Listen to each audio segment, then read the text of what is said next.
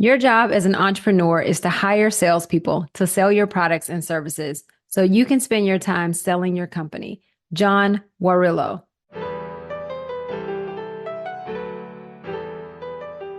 You have the power to be the boss of your own life. I'm your host, Monica Allen. I'm a wife, mom, entrepreneur, best-selling author, lifelong learner, and your biz bestie. I have a love and passion for all things small business. Growing my own company from $700 to over 7 figures annually, my goal is to bring you inspiration, business-focused topics and tips, encouragement, and a community that helps you launch, grow, and scale your business, whether you are a dreamer, a side hustler, or a seasoned entrepreneur. You are listening to the Become Your Own Boss podcast. On today's episode, I'm excited to welcome Adam Rosen, co-founder of a successful investor-backed tech startup that's been acquired, and now the founder of a 7-figure cold email lead gen business, email outreach company. Since 2021, Adam has been running his business while traveling the world. He's lived for a month or more in incredible places like Lake Como, Hawaii, Florence, the south of France, Monaco, London, Paris, and more. If your business sends emails to customers, you don't want to miss this. And if you're not sending emails, well, that's a whole other conversation for another day. But trust me, you'll still want to tune in. Plus, if you dream of building your business while living the digital nomad life, this episode is for you. So many gems packed into today's chat with Adam. You don't want to miss it. So let's jump in.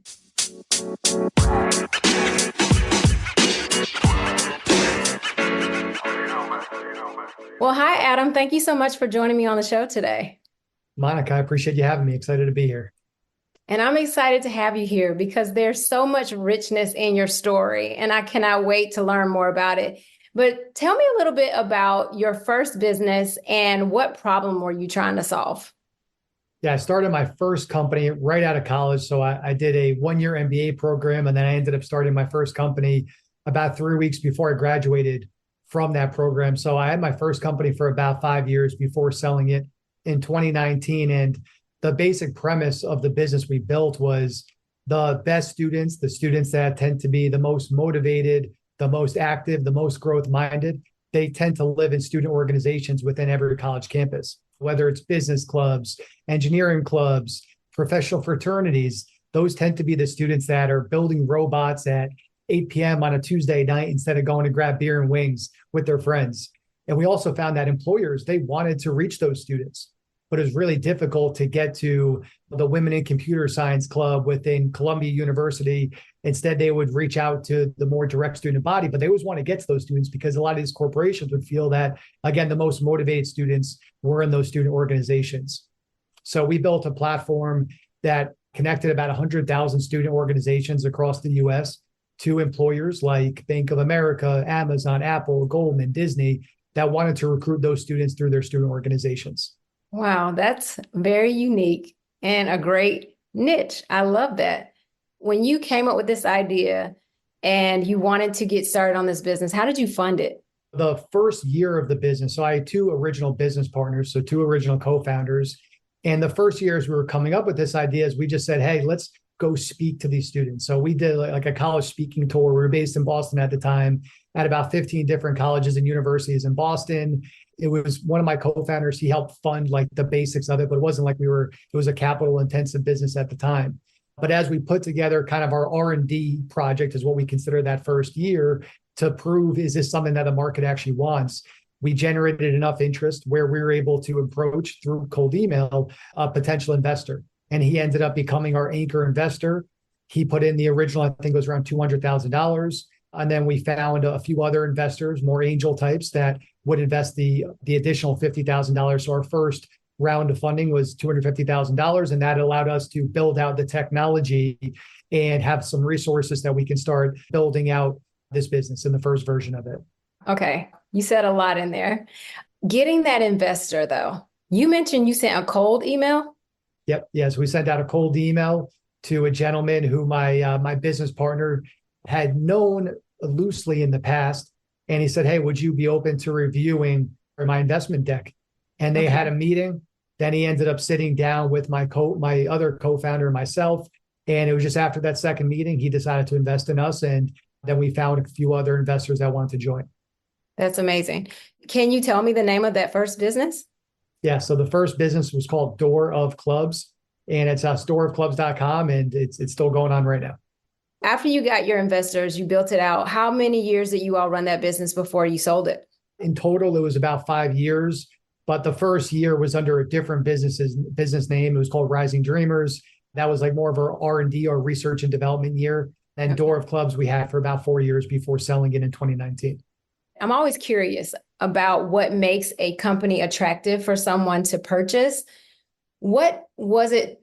Was it the technology piece of it? Was it the people piece? Was it a subscription model? Like, what was it that drove that investor one to want to invest, but then for it to be marketable to sell?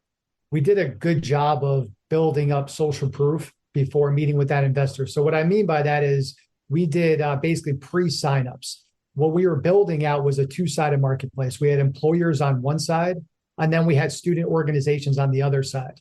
We had to show that there was traction and interest on both sides. Mm-hmm. So we got a lot of pre-signups on the employer side. Companies like Facebook was a name who pre-registered saying that they wanted to be a part of it when it launched. And we had a lot of other big names. Some of them are slipping my head right now, but I remember Facebook was one of those big names. So we were able to bring that to our meeting. But then on the other side of the marketplace, we had some of the best colleges and universities in the country, from Harvard to Penn to Stanford, all these great universities. We had student groups at those colleges that also pre-registered saying, hey, we want to sign up for your platform once your technology goes live.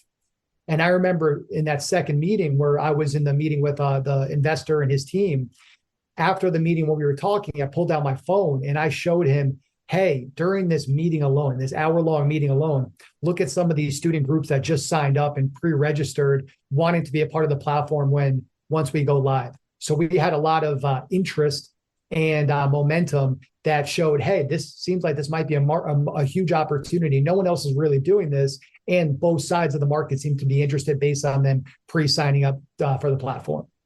I know a lot of people probably would want to know this. How did you get into these colleges, though? You know, a lot of times that's that boundary, or that's what that fear lies in, actually going out and finding the prospect and finding the people. How did you all approach the universities? We went bottom up. For example, when I would talk to deans at some of these colleges, because my job originally with that business was on the student side. My job was to get more students to sign up. Okay. I remember having a conversation with a dean of one of the engineering departments at a big Ivy League school. And that dean told me, she said, I can see why our students would be very interested in this. I see why this is a benefit to them, but I will not sign off on it. The approach we took was going from the bottom up. And this used to be a very manual process, and it kind of feeds into, or very much feeds into, what I'm currently doing with my company, email outreach companies. We just cold emailed these student groups. There was a directory on all these college campuses where you could find a list of all their student clubs and student organizations at their college. Some schools have, 80 student organizations. Some schools have over 1,000 student organizations. Yeah. And what I remember manually doing at the time was just copy and pasting into a spreadsheet all these student groups. And then I would manually email them one by one, asking them if they want to sign up, ask them if they want to have a conversation to learn more. That was how we generated the interest. But all that information was publicly accessible. But we would just do it very manually, which was not always the most exciting thing, but it's what you have to do, especially when you're starting a business. Right, exactly. It's a lot of climbing the hill, in the beginning for any business, I think. Being that you did that, you sold that business, you guys sold that business. And then I know where you are now, but after you sold that business, what did you do for like the next 6 months? One thing I always, Monica, like to make clear, because I feel like the startup world is over glamorized, where a lot of what we hear publicly is not always the reality. So one thing I always try to make abundantly clear is, while yes, we were acquired, it was not an acquisition that anybody dreams about when they start a business. This was not something that at 27 years old, I was moving. Well, I did move to the beach, but I didn't move to the beach as a retired 27-year-old sipping mimosas at 11 a.m. That was not my acquisition story. Okay. But it was more of like, hey, we want to make sure we can get as much money back for our investors. We want to make sure that our customers, because we did have big customers, they can continue to leverage our technology. We wanted to make sure that our students could continue to get value from it, make sure the business can live on, which all of those things have, happened to some extent. But when I sold the company, we ended up officially selling it in about August of 2019. My co-founder and I, we made the decision to sell it in about February of 2019. My lease was coming up in my apartment in April of 2019. And my father at the time was, or still is, he's living in Hawaii. And I was sick and tired of Boston. I had, gotten beaten up for too long mentally and emotionally. And I was like, you know what? I'm going to move to Hawaii. I'm going to get out of here. So I moved out to Hawaii towards the end of April. And we officially sold the company, like I said, in August. There was a lot of, different process, parts of the acquisition I need to go through before it's officially closed. But yeah, we officially sold it in August of 2019. And then for me, it was a lot of deciding what's going to be next. For about a year, I did a lot of advising with the company that bought mine. Mm-hmm. I didn't have to, but I did more of it because, it made sense for myself and the company that we bought that ended up buying my platform. So I did that for about a year. I ended up moving out to upstate New York in 2020, right before COVID happened, and to lead a couple of real estate developments. My business partner was involved in real estate developments before we started the company together. So I worked on a few projects there, which was an amazing learning. And then I started my current company, email outreach company, in the middle of 2021. And we've been doing that ever since. Okay. But you moved to Hawaii after you sold your business, and then you moved back to New York, or you kind of going back and forth? Yeah, I was in Hawaii and I had no interest in going back to New York, but I went back to New York for the holidays. It was probably November, December of 2019. And my business partner's father, he runs land development projects. So he buys big chunks of land and then he'd chop it up and, subdivide and then sell it. And he hired a firm to do all of the sales because he's older, he's retired. He doesn't want to do the day-to-day stuff. The firm that he hired did not do a good job. I was meeting with my business partner when I was visiting my mother in New York. And he said to me, "Hey, Adam, I know you want to go back to Hawaii, but would you be open to moving to upstate New York and leading this land development project?" It was a beautiful property on the Hudson River in New York, and his father needed help selling it. And I was like, no way, I am going back to Hawaii. No shot am I doing that. I escaped the cold. I'm not going back to it. Yeah. Long story short, he obviously convinced me to have the conversation with his father. I ended up doing it, and it was one of the best things I ever did because I've always wanted to learn real estate. His father was a great person for me to learn from. And it allowed me to still be an entrepreneur because I was still running everything while using his support, his mentorship as someone who's been doing it for 30 plus years. So we did that project. It ended up being a very successful sellout. Then we bought another property in Vermont, ran that one. And then I started again, this company, email outreach company, while running that business. And then I went full time, my co-founder and I, with this current business in the middle of 2021.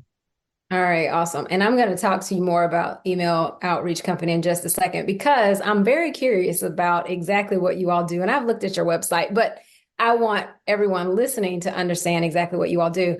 Really quickly, back to your other company. What was it that made you all sell? Like, did you go into it with a thought of, we're going to get investors, we're going to sell this in 5 years? Or were you just kind of over it? Like, what was the catalyst for selling the business? When I started the company, I was, a 22-year-old, bright-eyed, bushy-tailed young guy that's like billionaire or bust, or I'm going to run this company for the rest of my life. That was legitimately my mindset going in because I was an immature young founder. I never thought about selling it. And that was one of my biggest problems is we as a company didn't do a good enough job of building to sell from the start. And one of my business mentors and good friends, I remember him talking to me about halfway through having that company, Door of Clubs, and he recommended an amazing book that I always recommend any entrepreneur read. It's called Built to Sell. Mm-hmm. And it basically takes you through a business that didn't do a good enough job building to sell it, and then them building the infrastructure, the processes, the delegation to allow it to become a sellable asset. So to answer your question, Monica, why we sold it was basically our anchor investor said, "Hey, I'm not going to put any more capital into this business."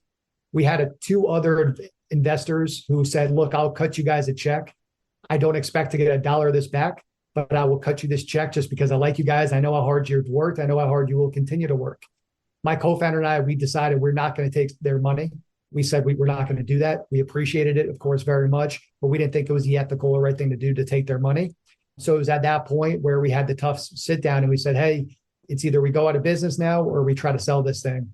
And we're very happy and grateful that we're able to find a great home for it. That business that acquired it, they did a great job with it, have done a great job with it. And I know they've had a good ROI on their purchase too, which makes me happy.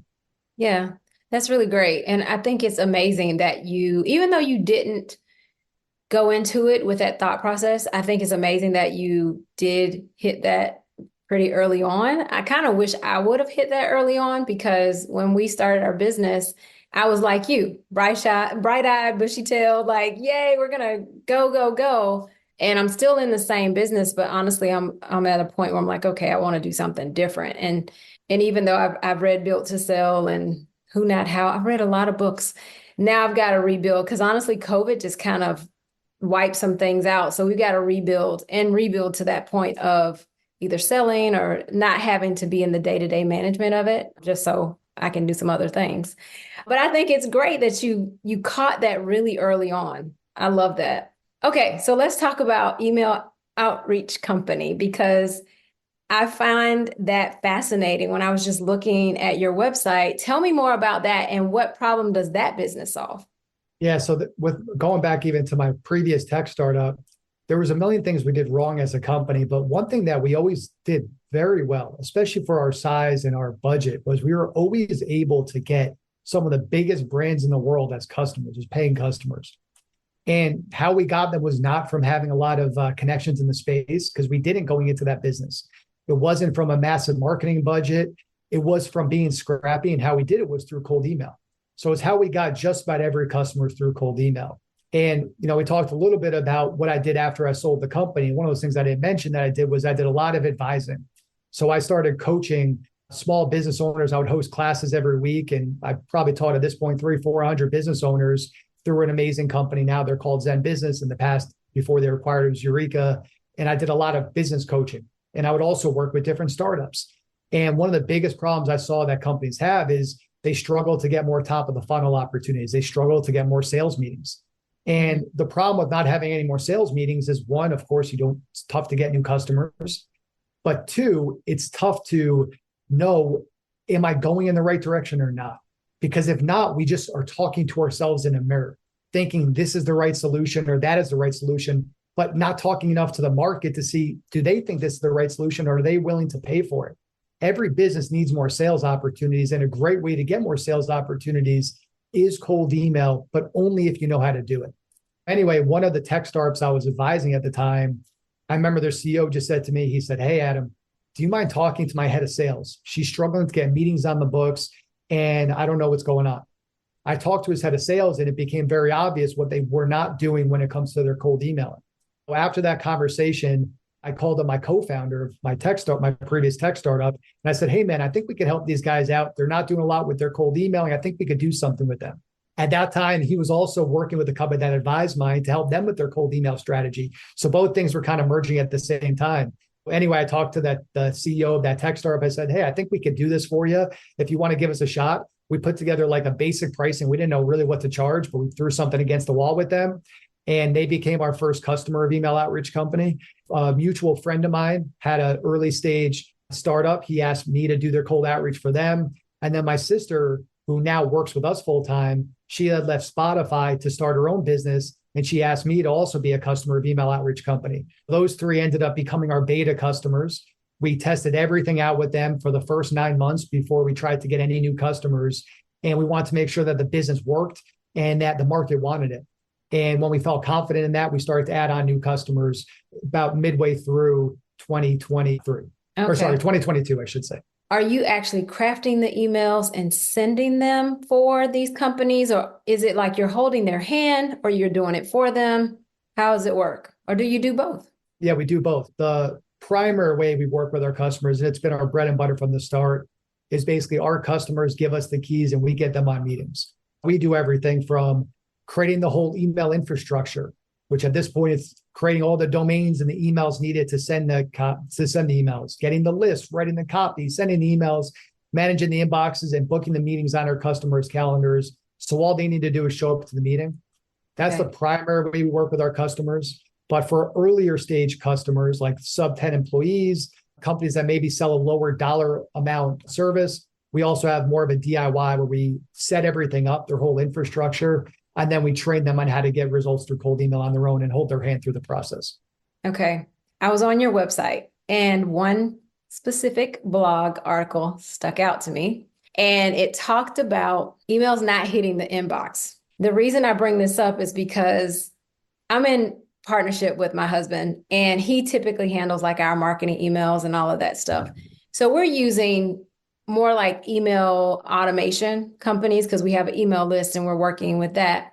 But lately he's been saying something's not right. Like people aren't getting our emails. I can just feel it. I just know it because just kind of the rate of kind of out of office replies we used to get from people when an email went out and things like that. Do you know like what's going on with that? Is that something that your company solves and how do you do that? And yeah, so I find it interesting that you all do that because yeah, tell me more about that. Well, the problem that you're talking about, Monica, is the problem that so many people are facing now because the cold email world has changed a ton, especially over the last 8 or 9 months. When you think about Google, Yahoo, Microsoft, and other providers and their different spam tech regulations they put in place.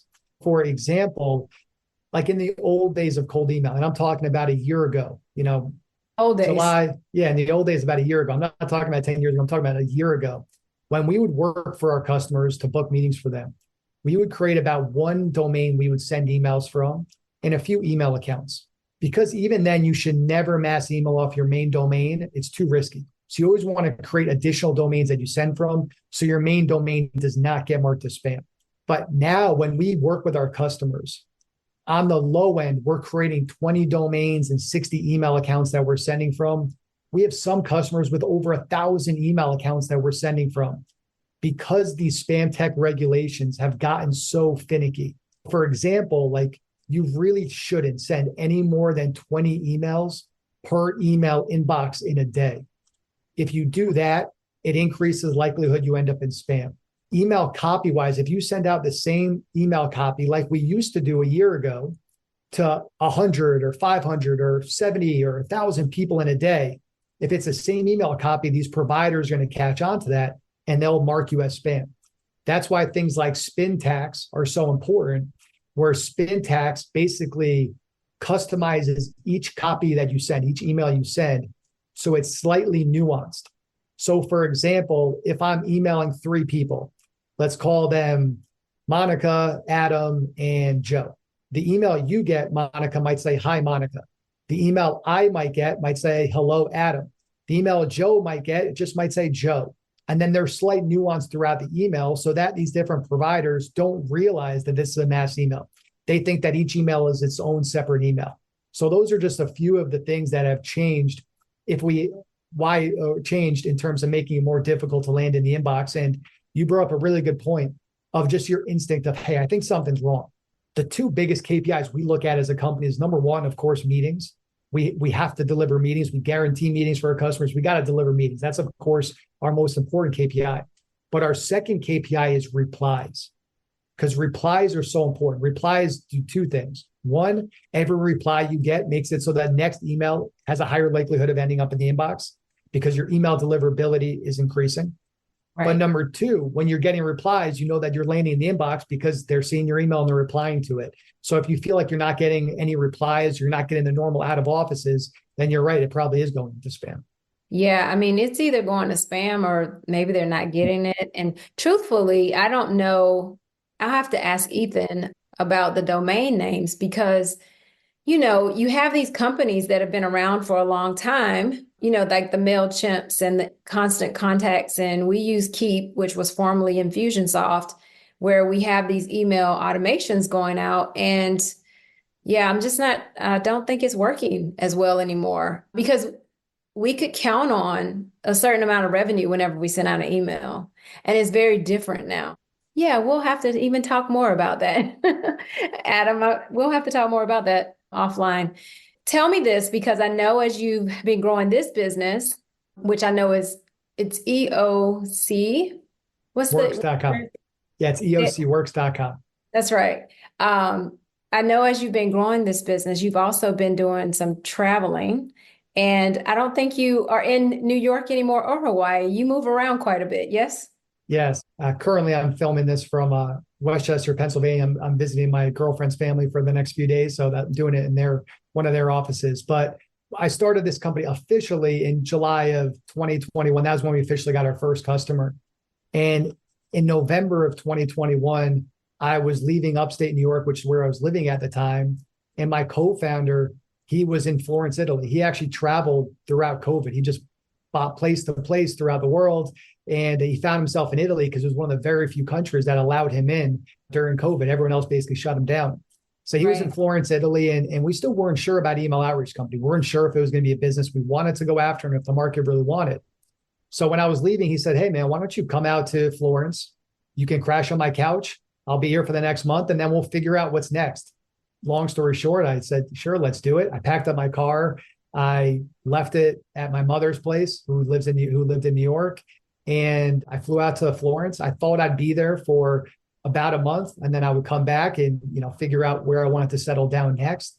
And 1 month has turned into now about 3 years of traveling full time and different parts of the world that inspire me and that I want to live in and work in.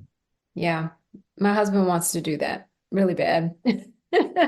We have two little wrenches though. They're called our kiddos. So I mean, we can travel with them too, but they're in school. And so we're trying to figure out how to navigate that whole world travel thing, which we'll figure it out at some point. But are you thinking about selling this business at some point? Do you have investors in this, or are you just growing it right now? Where are you with your current business? This business is fully bootstrapped. We're not interested in taking on capital. Of course, things can change, but up to this point, we've had zero interest in taking on any capital for this business. We're in the growth mindset. We just want to keep growing and building. However, going back to what we talked about earlier, is we're always like, I think everything that I do is to build it, to sell it. And I always encourage every entrepreneur, even if you don't want to sell your business, who cares? If it's a sellable asset, that's a good thing. That puts you in the driver's seat. Either someone can offer it to you and you say yes, or you say no. But if somebody's offering it to you, that means there's probably something of value. And that means that you're growing it the right way. And you can probably scale it further, because if someone were to buy you, they probably have plans of scaling it past where you have. I'm always building to sell it. Whether we sell it or not, we'll make that decision when the time it makes sense. But for right now, there's a lot that we still have to accomplish and want to accomplish with this business. And while we feel like we've done a good job with it and we're very happy with where we are, we feel like there's a lot more opportunity that we still have not tapped into. We're in the growth mode, but I'm always building to sell. This business, my next business, the business after that, I'll be looking to build to sell. Build to sell. I love it. My other question for you is, because you have been in, oh gosh, a multitude of businesses at this point. Have you found a recurring challenge that you faced in all three of those businesses, or have they all been different? They've all been different in their own way. But for me, it's like, look, business is, of course, not easy. If it was easy, we would all be, uber successful. Everyone would be a business owner, an entrepreneur. Of course, it's not easy, but it's really not that complicated. Like, if you boil business down, it's really just three things, right? Like, one, getting new customers. Two is keeping those customers, providing value so they want to stay with you and hopefully expand with you. And then three is being profitable. Where if you could do those three things, you're going to be wildly successful in any business that you create. I don't care if it's a bakery on Main Street, if it's a tech business, a service-based business, real estate, you name it. For me, it's always boiling it down to those three things. And within those, there's always the challenges of how do you get new customers? How do you create pricing that's simple? How do you create terms that are easy? How do you remove friction, making it easy for someone to buy? And then, of course, like, what's the problem you even solve? And why should they accept your solution versus someone else's? When it comes to keeping customers, because there's nothing really more important than that, is how do you keep your customers? It's a heck of a lot harder to get a new customer than it is to keep a customer. Does your service provide enough value where someone not only wants to stay with you month over month or year over year, but hopefully increase how much they're paying you because you're doing such a great job of servicing them? They want to get more of that servicing so they can get even more value from your services.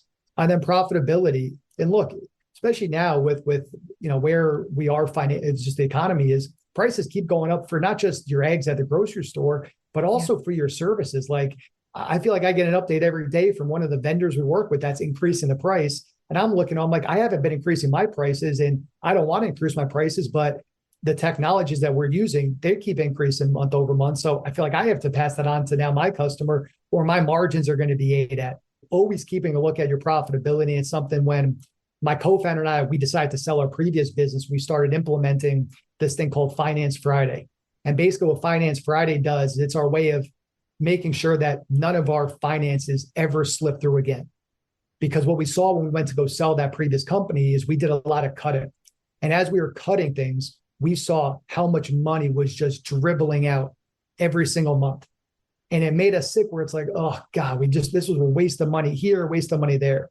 So we implemented something called Finance Friday, which we've done just about every Friday for the last 3+ years, 5 years now, since we decided to sell the company, to make sure that we don't ever lose track of our numbers. So that's another key piece is your profitability is how much are you spending on everything, how much money you're getting in return, because especially for us bootstrap businesses, it is how much can we keep of every dollar. And of course, like we make investments, some big investments to hopefully amplify our growth. But we always have to keep track of our profitability because that at the end of the day, that's how much food we're able to put on our table. That's how much we're able to invest in potential R&D. That's how much money we're able to just pay ourselves for the time and effort we're putting into our business. So you can't lose track of your numbers. Love that. And I love Finance Fridays. That is a great thing. I usually have Money Mondays. I like that. Money Mondays. I like that one. Money Mondays. But I like Finance Fridays too. So maybe I'll just do both. No, that's really good. Adam, who is your ideal client for outreach company? Ideally, it's someone with a few hundred employees, B2B, sell an offering for $20,000 or more, and head of sales or head of marketing at a company. That's our ideal customer. But we do work with some companies, like our smallest customer for our full service offering is about 10 employees, and they've done a phenomenal job with us. They've made over $1 million of sales since working with us, and they do a great job. And then for our do-it-yourself offering, we have a lot of solo founders, some coaches, just some smaller businesses too. But our ideal customer for our full service offering is a few hundred employees. Again, B2B, head of sales, head of marketing. Gotcha. Like, are you charging based on the sales calls that you all connect them with, or is it just like a monthly fee that you're charging? How are your fees based? Now it's just a set fee. When we just started, we used to do a lower set fee plus commission, either on sales they would make or meetings we would book. But over time, we found that it was best for everybody if we just had a set fee with guaranteed meetings that we need to hit to ensure that they're not paying for something they're not getting results for. Gotcha. And how many team members do you all currently have in this business? We're small. We're 8 team members. That includes my co-founder and myself. And then, we have other vendors that, do like our SEO type of stuff, our design work, our AI coaches, all that stuff. But full-time team members is 8. Yeah. I don't know. I like small and nimble. Someone said that about our business the other day, because we have some freelance people as well, but we have like 4 full-time people who are always in the building. And they were like, you guys are small but mighty. I'm like, Monica, yeah. I love that you said that because it goes back to one of the first things I said when we started was like the things that frustrate me with the startup world. One of the things I feel like people would celebrate you on was how much money did you raise? How big is your team? And then just how cool is your concept? And I feel like what's not celebrated enough is having a healthy business, a business that actually works, a business that's providing value. And sometimes it's better to have less team members. If you can get more out of less team members, you're going to be paying a lot less money. You're going to be a lot more profitable, and you'll have a lot more opportunity to scale. But I remember my previous tech startup, there were people that would be like, which I'm not, like, you're a genius for coming up with this concept, or this is such an amazing idea, all this stuff. And I'm over there like, it might sound good, but I'm like, we ain't profitable right now. I ain't barely paying myself any money. I feel like I'm banging my head against the wall. Versus now, it's like I couldn't have probably more of a boring business to most people. Like, it's so vanilla. I mean, the name of our company is Email Outreach Company, for crying out loud. But it feels good because I'm like, hey, it's a real business. It's healthy. It's profitable. It works. But I feel like I feel like we should normalize more of what you're talking about, Monica, versus like how much money did you raise? How big is your team? And how sexy is your business idea? Yeah, I agree with that. An email outreach company it tells people what you do. So just get straight to it. It's like, we don't have to have this fabulous, unique name, But yeah, it's interesting too that you say that, because I had someone on the show some months back, and she talked about she felt bad because she actually didn't want to grow. And she had to reconcile that because people kept saying, oh, but you have this great concept and you should grow, grow, grow. And she said, but I don't want to. I like where I am. And I think we as entrepreneurs have to decide really what works for us, and not feel that pressure of you have to have all these people and all these team members. And I mean, we've never been huge, but we've had up to about 18 people. And truthfully, I feel like this is the most peace, though, that I've ever had in my business. I could use a couple more team members and I will add them, but very selectively, very selectively. I really like that you said that too, because I feel like self-awareness can be a real underrated and undervalued skill set. And understanding what you want out of your business and understand what your goals are and understand that not everybody has to go for the rocket ship type of company. And understanding just, do I want to start a business? One, because as you know, Monica, you know what it takes to be an entrepreneur, and it ain't all sunshine and rainbows. Nope. Some people, or a lot of people, I should say, will reach out and be like, man, I want to live the life you're living where I travel full time and I'm living out of my suitcase, going place to place. But it's like, do you really want that? Because yes, I love it. Yes, I enjoy it. Yes, it works with my personality, but it doesn't work for everyone's personality. Like there's a lot of people, and I would love this too in a lot of ways. I miss it in some ways too, where you have your own closet with your clothes or with your shoes. You have your comfortable bed that you always can go back to. You have your kitchen organized the way it's organized and all that stuff, where traveling the world while building your business is not for everybody. Or to your point of, do I want to build a business that can make me enough money so that I'm happy and taken care of and stable? Or do I need to have a business that's, 8-figure, 9-figure, 10-figure type business? So I feel like the self-awareness is something that we underestimate in a lot of ways. Yeah, that's a great point. I 100% agree with you for sure. Well, Adam, tell people how they can reach you if they are your ideal customer. What's the best way for them to reach out to you? You go to my website, it's eocworks.com. You can learn more about us there. My email is adam@eocworks.com. Then on social media, I'm most active on LinkedIn and Instagram. It's just at Adam I. Rosen. And even if you're not necessarily quote unquote our ideal customer, but you just have questions, whether it's about entrepreneurship, cold emailing, whatever it is, feel free to reach out, email me, and I'd be more than happy to answer it. One thing I always like to say, Monica, is for anyone listening to this podcast, there's a million different things that we all could be doing every single day. There's a lot of ways for us to feed junk food for ourselves. And listening to your podcast, Monica, is not junk food. That's good for you. That's growth minded. So anyone listening to this podcast, I'm not wearing a hat, but if I was, I would tip my cap to you because I give you so much credit. Anyone who's looking to better themselves personally or professionally, I give you all a ton of credit. And I thank you and give you your flowers, Monica, because like we talked about earlier, I did have a podcast. I had it for about a year, but we haven't done anything in probably another year because it does take real effort, real time, real commitment. And it's so hard to build what you have built. I give you a ton of credit for building it. And it's not a surprise because even just this conversation here, you're very easy to talk to. You're a great listener. You do great due diligence. And you ask me questions. I've been on a lot of podcasts now. I have never been asked probably like 5 or 6 questions that you have asked me. And that's rare. Usually I feel like I go on podcasts and I get asked the same questions. And I'm not just saying that. You made me think about some things I haven't thought about in a while. So it was a really fun conversation for me to have too. So thank you, Monica.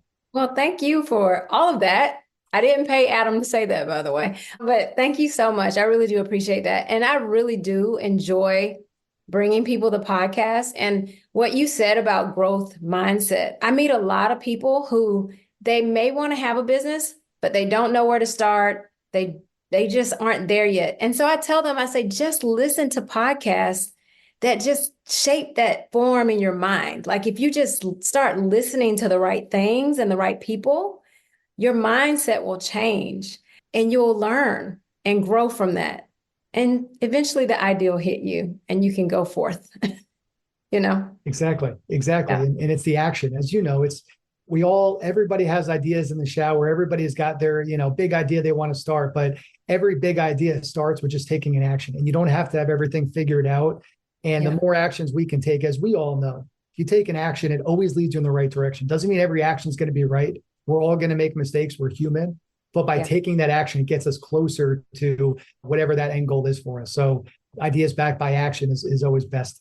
100%. As my son likes to remind me sometimes, Mommy, you have to execute, because I tell him, Oh, you that's have to great. execute. I'm like, I know, thank you. That's great. Adam, this has been great. Thank you so much for your time. Thank you so much for sharing all about your business. Where are you traveling to next? I'm actually figuring that out right now. My girlfriend and I are having a meeting later today to go through exactly where we want to spend time. We're thinking maybe in the States. I have some business meetings I need to be at in the States. So maybe Austin, maybe Florida, maybe go back to Europe. So we'll see. Okay. Well, I'll keep up with you and I'll see where you end up. And you all reach out to Adam. And thanks again, Adam, for joining me today. Thank you, Monica. I really appreciate you having me.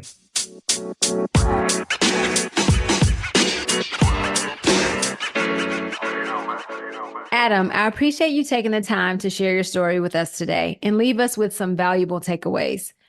I will share my takeaways with you in just a moment, but I want to let you know that Adam's business, Email Outreach Company, is the sponsor of this episode. You can check out his website at eocworks.com and see if they might be the right fit to help you with your email marketing. I strongly suggest checking out their previous newsletters and subscribing.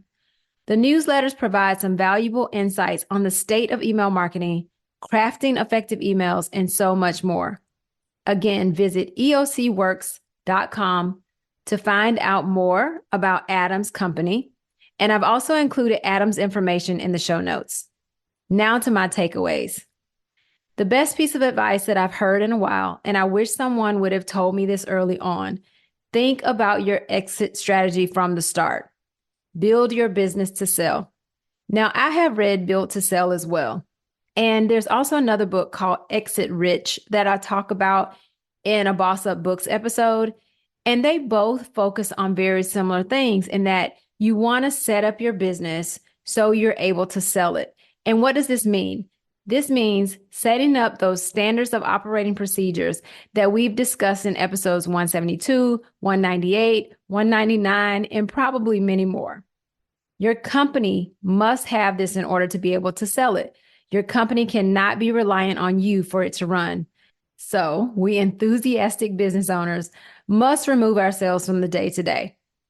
I know right now that my company is not in a position to sell it at all because I am very actively involved in my business since COVID. We've got to rebuild in order to get to that point. Not to say that I actually want to sell it, I'm just not sure yet. But if and when I do, I need to be prepared for that. I need to prepare my company to sell it by having the right leaders, having the right salespeople. And this will mean that the business is running effectively and efficiently without me. It's something that we've got to work on. Another thing that Adam talked about is that things are constantly changing. And with the recent changes, as he mentioned with Google, Microsoft, and Yahoo, when it comes to email deliverability, we have got to be more creative when it comes to our email marketing. This is something that we're currently and actively working on because, as I mentioned, we have noticed a really big difference in our emails being delivered from our current platform. And though there were many other takeaways, this is my last one that really stood out for me. That is, we individually, as business owners, have to decide what works for us when it comes to our companies. Do we want to be large, small, medium? Do we want a lot of people or no people? We may be good with simply being a sole proprietor. Even if we have the potential to grow, is that really what we want? Do you want the additional energy or work that may come with that growth? I can honestly say that the pandemic changed my priorities tremendously. I truly enjoy what I do. I love my business. I love thinking of new ideas. I love strategic planning around it. I love it. It lights me up. But time with my family is extremely important. And I recognize the importance of that with my team members as well. Again, since COVID, it just kind of slapped me across the face and it woke me up to making that my top priority. What were your takeaways from this episode? I'd love for you to share them with me. You can share them with me on Instagram at Become Your Own Boss Podcast, or you can email me at monica@monicaallen.com. Thanks for tuning in today. As always, I'm grateful for you. Do take a moment to rate, review, and subscribe to the podcast. Also, take a moment to think of one person that you can share this episode or this podcast with. It's really easy. Hit their share button and simply send them a quick text message. This is a great way to help your fellow entrepreneur. And remember, now is the time. Now is the time to level up, leave a legacy, and become your own boss.